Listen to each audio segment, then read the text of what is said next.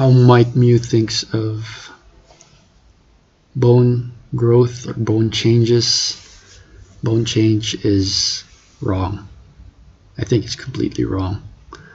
See, I'm just a guy who's on a journey to completely transform his face. I document videos like this so you can organically see how my face changes and will change throughout the months. And I say that because Mike Muse says that even a force as light as a feather, as long as it's a force exerted for a long periods of time, that force is capable of reshaping your whole face. That is true. That is very, very true in theory. But it only really works at a level of like actually seeing visual changes. Only works in growing children. There's a reason why Mike Mew has stated that he only works with growing children. Doesn't I think the age is like 9 and below. This is where he sees the most results. And he does definitely take older clients, but I mean, I don't want to. Okay, I'll just be that guy. If you look at those adult clients, you can see that the clients that he had as an adult, not the clients that were children, okay? Because there are adult before and afters in his documentation, but they were his clients since they were children. So the pure clients he has that were adults, they don't see much facial change. There's a guy who was featured in the New York Times article, a direct client of Mike Mew himself. And the big criticism is he does not look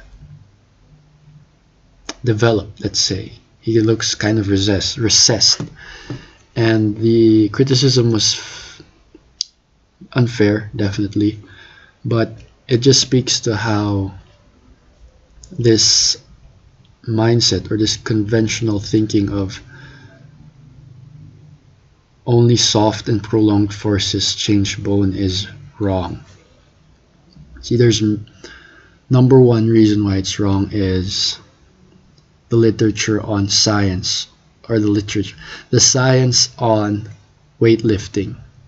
See, weightlifting has been heavily documented as something that not only grows your muscle, not only forces the muscle to adapt, but also your bone. See, if the principle of having of light forces that are applied for a long time change bone is the only way to change bone. If that was true, then weightlifting would not do anything for your bones. It would only improve your muscles. And weightlifting is essentially just you pumping weight for less than an hour a day, for just a few hours a day if you're a maniac. And if you do that consistently, your bones can actually change. This directly goes against that principle of only soft forces change bone, only soft forces for a long time change bone, because they did not hold a dumbbell for 24 hours a day on their arm. According to the principle, that's not what they did to change their bone.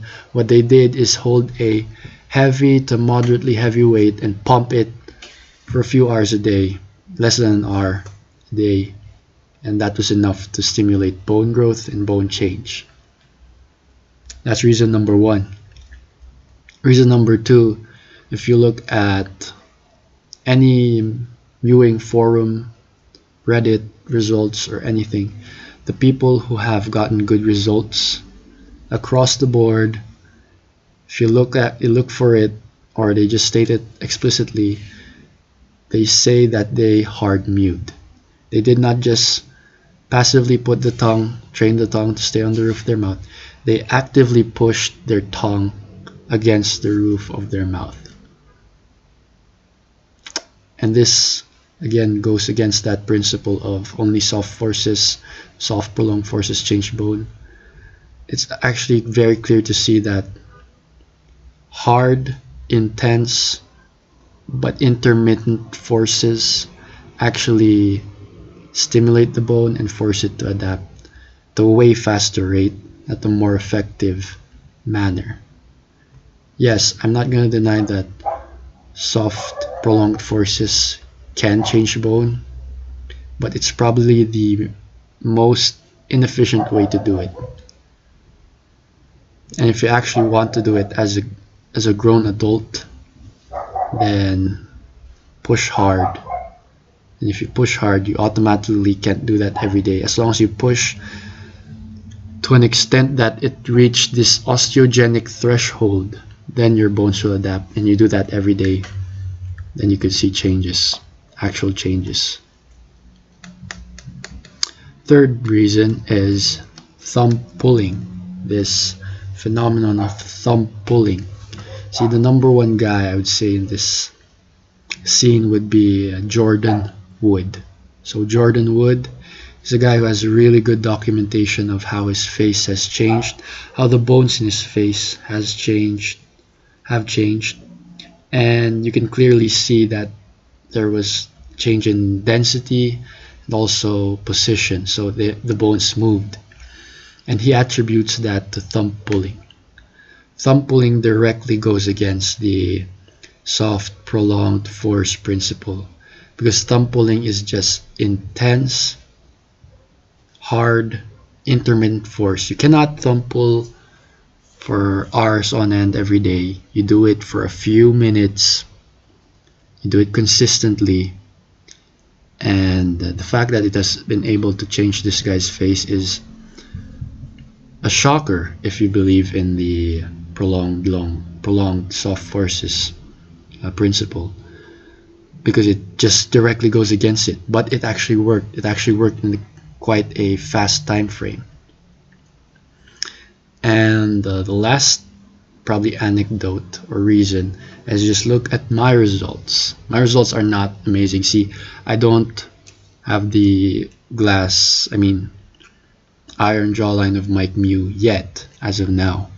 But if you look at my previous videos, if you look at my 3-month update, you can see that just within 3 months there has been a significant change considering the timeline in my face, in my facial shape and structure. That's bone. See, there's a big taboo when you say that, oh, I got skeletal changes in just months. They always say it takes years, it takes years, it takes years. That's true if you're doing it the soft and prolonged way, but if you do it with the intense, intermittent way of applying force, then it's possible. Let's look at my results. And yeah, that's it. And I'm continually applying this principle and documenting it with videos like this. So if you want to see how my face will change in the future, just click subscribe. And yeah, that's it. That's the video. Goodbye.